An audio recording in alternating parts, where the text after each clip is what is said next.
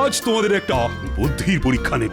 উত্তর দিতে পারলে বুঝবো মাইনে দিয়ে আমি ঠিকঠাক লোকজনই পুষছি, আর না পারলে বুঝবো কতগুলো আহাম্মককে প্রতিপালন করে যাচ্ছি। ঠিক আছে মহারাজ, প্রশ্ন করুন। কেউ না পারলেও আমি জানি যে আমি ঠিক পারবো। সকলে তাহলে শোনো, তোমাদের প্রত্যেককে 1 টাকা করে দেওয়া হবে, আর সেই 1 টাকায় এমন জিনিস কিনে আনতে হবে যা দিয়ে একটা ঘরকে ভরিয়ে তোলা যায়। এ আবার কিরকম বদখচ প্রশ্ন? হ্যাঁ, মাত্র 1 টাকা দিয়ে জিনিস কিনে ঘর ভরিয়ে তুলতে হবে? না মহারাজ, ও আমি পারবো না। তুমি যে পারবে না সেটা আমি ভালো করেই জানতাম। মাথায় তো তোমার ঘিলু বলে কিছু নেই, পুরোটাই গোবর, তাও আবার পচা। আগে আমার জ্ঞান সবটাই পুঁথি নিয়ে। তাই বুদ্ধির উত্তর দিতে তুমি পারবে না, এটাই আশা করেছিলাম। যাই হোক, জনে জনে আর পারবো না করতে হবে না, যে পারবে সেই বলো। তাহলে আমি বলি মহারাজ। তুমি তো বলবেই, তুমি হলে আমার মন্ত্রী, কত বুদ্ধি তোমার। বলো বলো, কি বলবি? মহারাজ, 1 টাকা দিয়ে ধুলো কিনবো, বুঝলেন কি না? 1 টাকায় বস্তা বস্তা ধুলো হবে, আর সেই ধুলো ঘরের মধ্যে ছড়িয়ে দিলেই ঘর ভর্তি। কি মহারাজ, ঠিক বলেছি কি না? আমার মাথায় কত বুদ্ধি। ওটা বুদ্ধি নয়, ওটা হলো দুর্বুদ্ধি, যেটা তোমার মাথায় বেশ ভালোই আছে। এ আহাম্মক, ধুলো দিয়ে ঘর ভরিয়ে দিলে সেটা কি আর ঘর থাকবে? সেটা তো তখন আস্তাকুড় হয়ে যাবে। না মানে থাক, আর কাঁদুনি গাইতে হবে না। ছি ছি ছি ছি, এই তুমি হলে আমার মন্ত্রী? আমার ভাবতেই লজ্জা হচ্ছে যে তোমার মতো একটা আকাট কিনা আমার মন্ত্রী। গোপাল, এবার তুমি বল। আগে মহারাজ, 1 টাকা দিয়ে আমি একটা বড় দেখে মাটির প্রদীপ, তেল আর পলতে কিনে আনবো। তারপর অন্ধকার ঘরে প্রদীপ জ্বালিয়ে দিলেই প্রদীপের আলোয় সারা ঘর ভরে যাবে। এই না হলে গোপাল। জয় গোপালের জয়, জয় গোপালের বুদ্ধির জয়। শেখো শেখো মন্ত্রী, শেখো, এখনো সময় আছে। পারলে ছুতো এ নাতায় গোপালের সমালোচনা না করে ওর কাছ থেকে শেখো। না হলে যতই চেষ্টা করো না কেন, সারা জীবন বুদ্ধির খেলায় তোমায় গোপালের কাছে হেরেই যেতে হবে। কিন্তু তোমার মুখ থেকে আর একটা কথাও শুনতে চাই না। তবে একটা কথা আজ কান খুলে শুনে নাও, গোপাল যদি আমার সম্পদ হয়, তাহলে তুমি হলে আমার চলমান আপদ। যাও যাও, দূর হয়ে যাও, তোমার মুখ আর দেখতে চাই না আমি। আমাকে কি আপনি তাড়িয়ে দিচ্ছেন মহারাজ? তাড়িয়ে দিতে পারলে তো ভালোই হতো, কিন্তু কি করব বলো? বাড়িতে একটা কুকুর বেড়াল পুষলেও কেমন একটা মায়া পড়ে যায়। তাড়িয়ে দেব বললেই তো আর তাড়িয়ে দেওয়া যায় না। তাই থাকো, তবে ওপরওয়ালা যে মাথাটা তোমায় দিয়েছেন তার মধ্যে দুর্বুদ্ধির বদলে একটু সুবুদ্ধি ভরে রাখার চেষ্টা করো। যাও, আজকের মতো রাজসভা শেষ।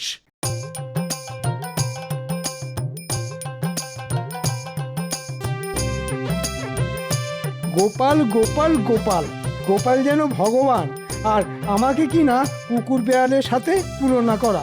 দূর দূর, জীবনে ঘেন্না ধরে গেল।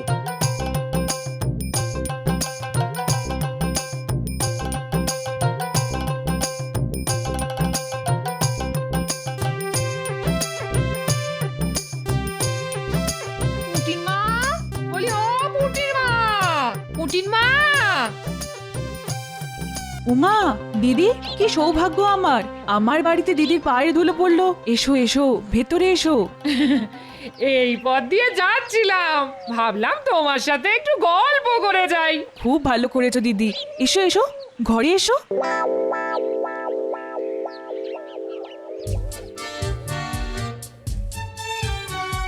আরে কি হলো কি? রাজসভা থেকে ফিরে কখন থেকে দুটো ভাতের জন্য বসে আছি। বলি, ভাত দেবে নাকি? দিচ্ছি দিচ্ছি, আমার তো আর 10টা হাত নেই যে বলা মাত্র ভাতের থালা সামনে চলে আসবে।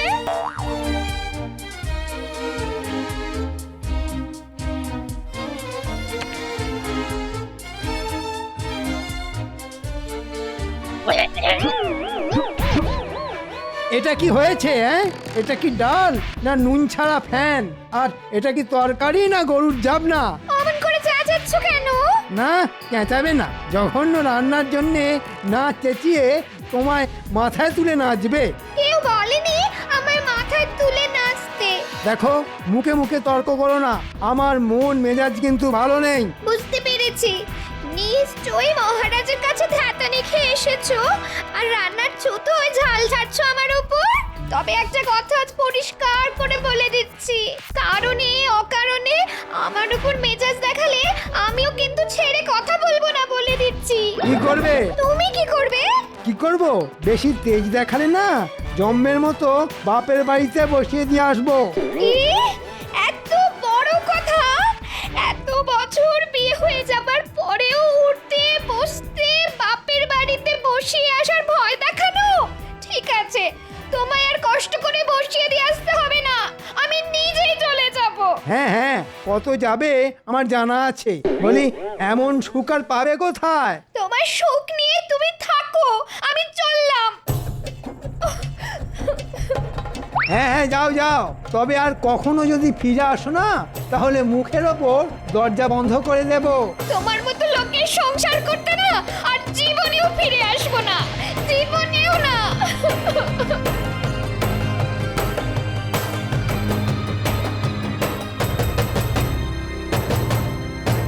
আর একটু বসলে হতো না দিদি?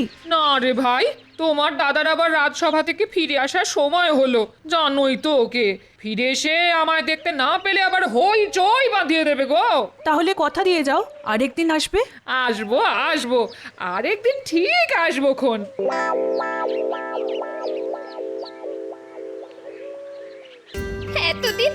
এতদিন সংসার করার এই পুরস্কার, একটু স্নেহ ভালোবাসা তো নেই, উল্টে উঠতে বসতে দাঁত খিঁচুনি আর গঞ্জনা। দূর দূর দূর, জীবনটা কয়লা হয়ে গেল।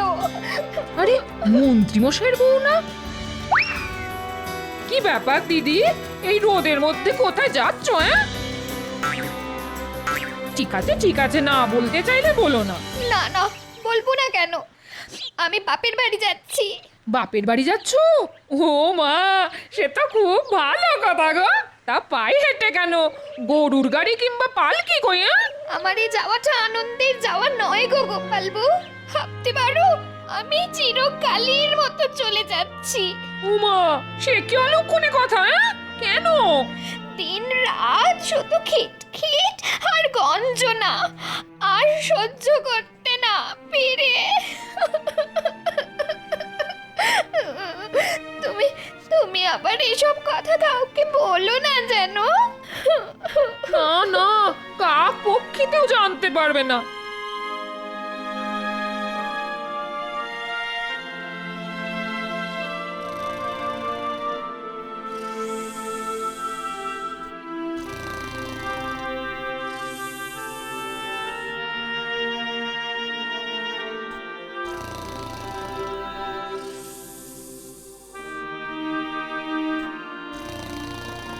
ওই দেখেছো, রাজসভা থেকে ফিরে এসে কেমন নাক ডাকিয়ে ঘুম হচ্ছে।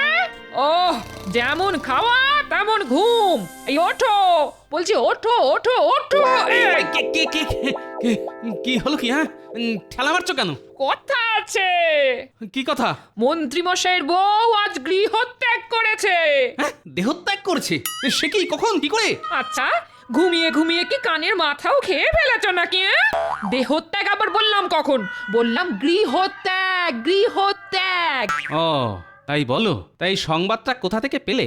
আরে পুঁটিদের বাড়ি গেছিলাম না, আসার পথে মন্ত্রীর বউয়ের সাথে দেখা। পায়ে হেঁটে বাপের বাড়ি যাচ্ছে গো। জিজ্ঞেস করতে বললো মন্ত্রী মশাইয়ের খিটখিট আর গঞ্জনার জন্য চিরকালের মতো চলে যাচ্ছে। বুঝতে পেরেছি, মন্ত্রীর আজ মাথা গরম, তাই হয়তো যত মেজাজ সব বউয়ের উপর দেখিয়েছে। মেজাজ গরমের কারণ কি শুনি? সে আর বলো না, মহারাজ যে আজ আচ্ছা করে করকে দিয়েছেন ওকে। যাকে যাক, এসব কথা আবার পাঁচ কান করো না জানো। না না, পাঁচ কান করতে যাব কেন? শুধু তোমাকেই যা বলার বললাম। হ্যাঁ ঠিক আছে ঠিক আছে, এখন যাও দেখি, গিয়ে তেল কাঁচা লঙ্কা দিয়ে 4টি মুড়ি মেখে আনো তো দেখি, বড্ড খিদে পেয়েছে বুঝলে।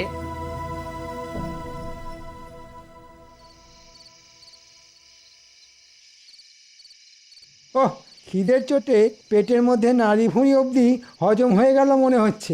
সেই কখন ভাত চাপিয়ে এসেছি, যাই দেখি ফুটলো কিনা। মন্ত্রীমশাই, মন্ত্রীমশাই, গেল গেল গেল রে, সব পুড়ে গেল। কি পুড়ে গেল রে ঘটা? গিয়ে দেখলেই তো হয়।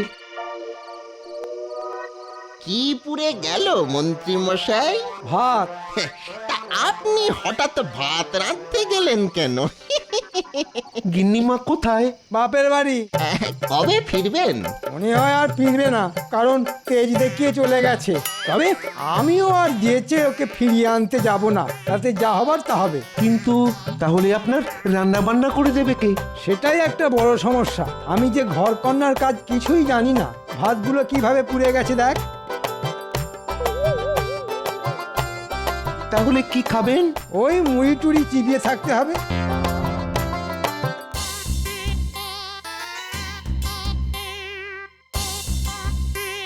মন্ত্রীর বউ বাপের বাড়ি চলে গেছে, একটু উঁকি মেরে দেখে আসতে হচ্ছে মন্ত্রী একা একা কি করছে।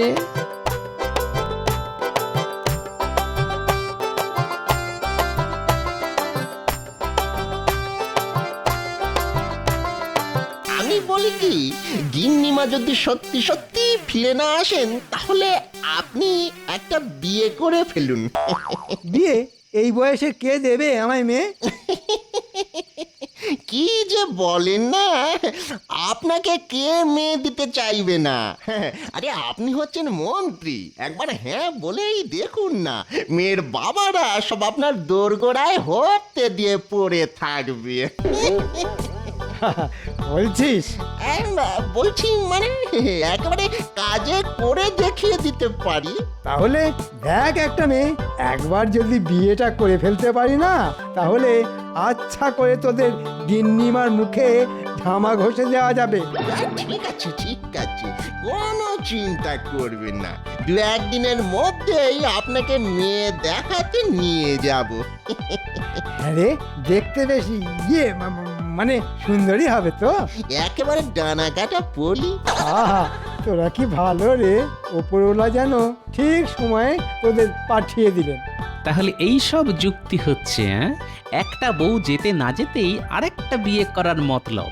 ঠিক আছে মন্ত্রী, তোমার দ্বিতীয়বার বিয়ে আমি দেব।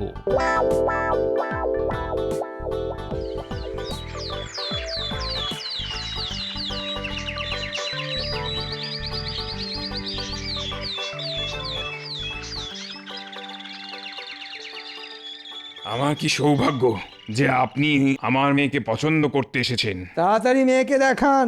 হ্যাঁ হ্যাঁ হ্যাঁ, এই তো আনতে বলছি। কি গো, আরে শুনছো? আরে খুকিকে নিয়ে এসো।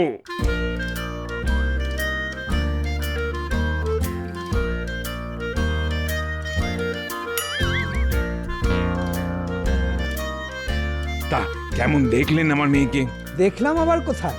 এমন মাথা হেঁট করে বসে থাকলে কি আর মুখ দেখা যায়? না না, এই তো মুখ তুলছে। মা, খুকি, আরে মুখটা একটু তোল মা। আরে আরে লজ্জার কি আছে? আজ বাদে কাল ইনিই তো তোর প্রতি দেবতা হবেন।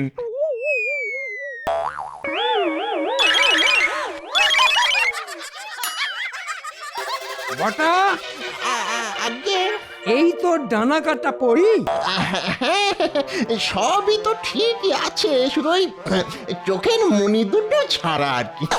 তবে তবে ভাত রাঁধতে পারে খুব ভালো। হ্যাঁ, নিকুচি করেছে তোদের রান্নার। মস্করা হচ্ছে, আমার সঙ্গে মস্করা হচ্ছে। আজ তোদের মেরেই ফেলবো। দাঁড়া দাঁড়া বলছি, দাঁড়া দাঁড়া।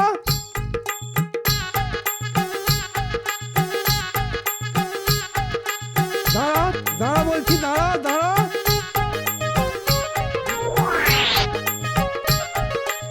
ও গোপাল দাদা, আমাদের বাঁচাও, আমাদের বাঁচাও। আরে আরে কি হয়েছে সেটা না বললে বাঁচাবো কি করে? আমার সঙ্গে প্রবঞ্চনা, ডানা কাটা পরীর নাম করে তেরা মেয়ে দেখানো। পাত্র হিসেবে আমি কি এতটাই খারাপ? টেরা মেয়ে পাত্র? কি হয়েছে মন্ত্রী মশাই, কারো বিয়ে নাকি? সেটা তোমার না জানলেও চলবে। ঠিক আছে, পরে বুঝে নেব তোদের।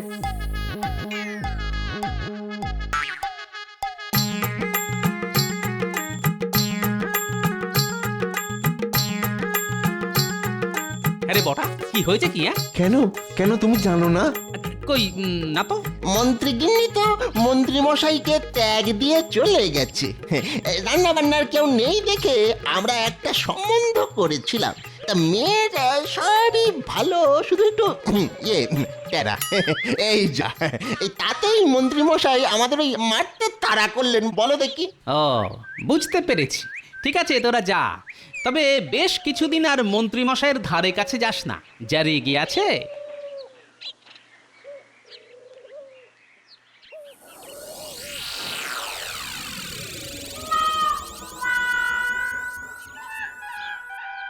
ওহ, কি পোড়া কপাল আমার। আমি এ রাজ্যের মন্ত্রী, ঘরে সোনাদানা টাকা পয়সা কোনোটারই অভাব নেই, তবুও বিকিরির মতো মুড়ি চিবোতে হচ্ছে। মন্ত্রীমশাই, ও মন্ত্রীমশাই! উফ, ঠিক এই সময় টেকোটা আবার এলো কেন? ভেতরে এসো। এগুলো দিতে এলাম, মানে আমার গিন্নি আপনার জন্য এগুলো পাঠিয়েছে। কি আছে ওতে? ওই সামান্য কিছু খাবার দাবার, ভাত, মাছের মাথা দিয়ে ডাল, রুই মাছের কালিয়া, পুঁটি মাছের টক। আমার জন্যে? কই দেখি দেখি। উই বাবা, কত খাবার!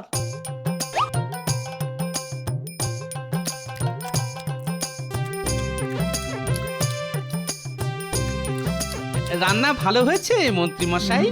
ভালো, ভালো ভালো, খুব ভালো, যাকে বলে একেবারে বিশ্বের ভালো। আমার গিন্নি বলেছে যতদিন না আপনার বিয়ে হচ্ছে ততদিন এরকম খাবার আপনার জন্য পাঠিয়ে দেবে। সেটি আর হচ্ছে না। ভালো খাবার মুখে যেতেই মন্ত্রীর মনের দরজা মনে হচ্ছে খুলে যাচ্ছে। কেন হচ্ছে না? পাত্র হিসেবে আপনি কম কিসের? আসলে আমার বয়স এই তো বটা ঘটা পাত্রী দেখাতে নিয়ে গিয়েছিল। ওরে বাবা, কি বলবো, সে কি টেরা! মন্ত্রী মশাই, আপনি হয়তো চিরকাল আমাকে শত্রু ভেবে এসেছেন, কিন্তু আমি বরাবরই আপনার বন্ধু। তাই আদেশ দিলে আপনার জন্য একটা পাত্রী দেখি। আছে নাকি তেমন কোনো পাত্রী? আছে মানে বুঝলেন, একটু বয়স হয়েছে বটে, তবে যেমন কাজে কর্মে তেমনি দেখতে শুনতে আপনার সঙ্গে যা মানাবে না, যাকে বলে রাজজটক। তাহলে পাত্রীর বাবার সঙ্গে কথা বলো। আগে আগে বাবা মা কেউ তো নেই, যা করার তা আমাকেই করতে হবে। এবার বলুন আপনি রাজি কিনা? এতদিন পরেও সে যখন ফিরে এলো না, তখন এ বিয়েতে আমি রাজি। তবে পরশু দিনেই খুব ভালো লগ্ন আছে, তাহলে 4 হাত এক করে দিই। আমি তাহলে আসি। ওরে বাবা, মেয়ের বিয়ে দেওয়া বলে কথা, আমার এখন কত কাজ।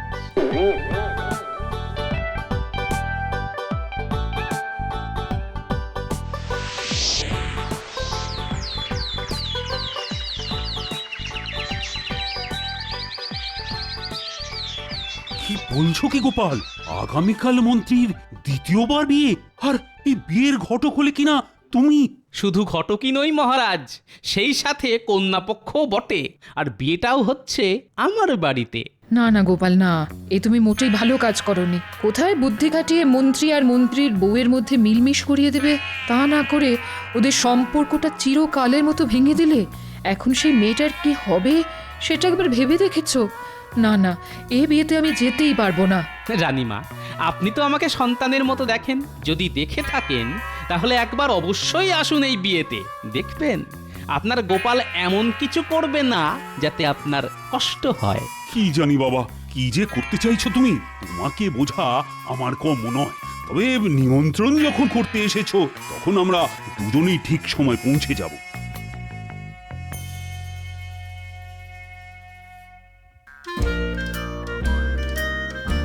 আর তো সময় নেই, এবার কন্যাকে আনা হোক। শুভ দৃষ্টির সময়ের সমাগত। হ্যাঁ হ্যাঁ হ্যাঁ, এই তো আনছি, শুধু মহারাজ এসে গেলেই। হ্যাঁ, আমরা এসে গেছি গোপাল। তাহলে শুরু হোক শুভ দৃষ্টি। পাত্রীকে নিয়ে এসো। চলুন মন্ত্রী মশাই, শুভ দৃষ্টি করবেন, চলুন। দেখবেন পাত্রীকে দেখলেই একেবারে গলে যাবেন।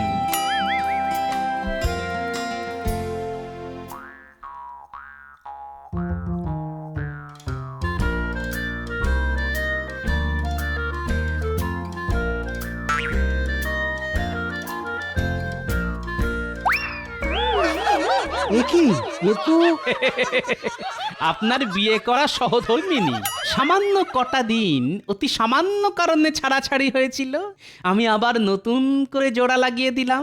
কি রানীমা, আপনার মুখ রাখতে পেরেছি তো? ধন্য গোপাল, সত্যি তুমি ধন্য। ছাদনা তলা যখন হয়েইছে তাহলে এবার মালা বদল আর মন্ত্রপাঠ হয়ে যাক। মালা বদল হবে বই কি, তবে ওই যদিদং হৃদয়ং না বলে নতুন মন্ত্র পাঠ হয়ে যাবে, আর সে মন্ত্র পাঠ করাবো আমি।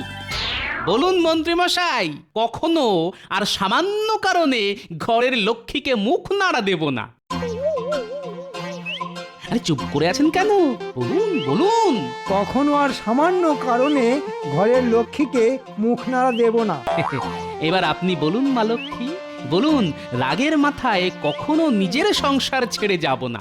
রাগের মাথায় কখনো নিজের সংসার ছেড়ে যাব না। ব্যাস, এবার সকলের সামনে বলুন আপনারা খুশি কি না? আমরা খুব খুশি। খুব। আপনারা সকলে খুশি তো? আমরা সকলে খুশি, সকলে। কিন্তু আমি যে খুশি নই।